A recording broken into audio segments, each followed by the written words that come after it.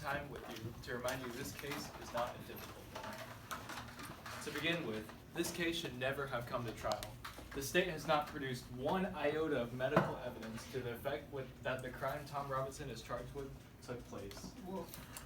It has relied instead on the testimony of two witnesses whose evidence has not only been called into serious question on cross-examination, but has been flatly contradicted by the defendant. There is circumstantial evidence to indicate that Mayo Ewell was being savagely by some it's Bob Ewell, this guy, who led almost exclusively with his left, because he's left-handed, and Tom Robinson can't use his left hand. And Tom Robinson now sits before you with the only good hand he possesses, his right hand. I have nothing but pity in my heart for the chief witness of the state.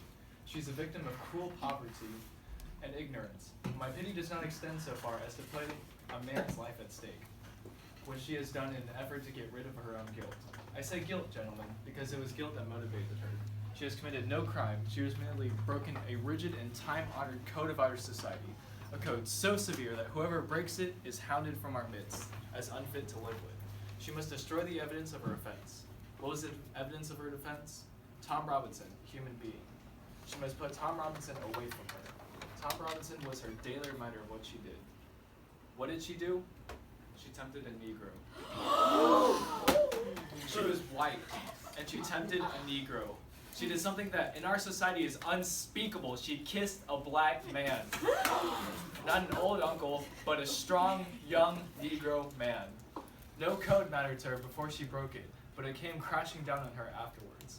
The witnesses for the state, with the exception of the sheriff of Macomb County, have presented to you, gentlemen, to this court in the cynical confidence that their testimony would not be doubted. Confident that you gentlemen would go along with them on the assumption, the evil assumption, that all Negroes lie, that all Negroes are basically immoral beings, that all Negro men are not to be trusted around our women. An assumption one associates with minds of their caliber, which, gentlemen, we know is in itself a lie I did not have to point out to you. And so, a quiet, respectable, humble Negro who had the unmitigated temerity to feel sorry for a white woman has had to put his word against two white peoples. The defendant is not guilty, but someone in this courtroom is.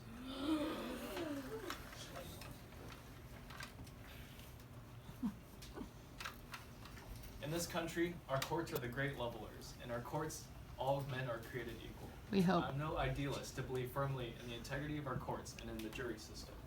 That is no ideal to me. It is a living, working reality.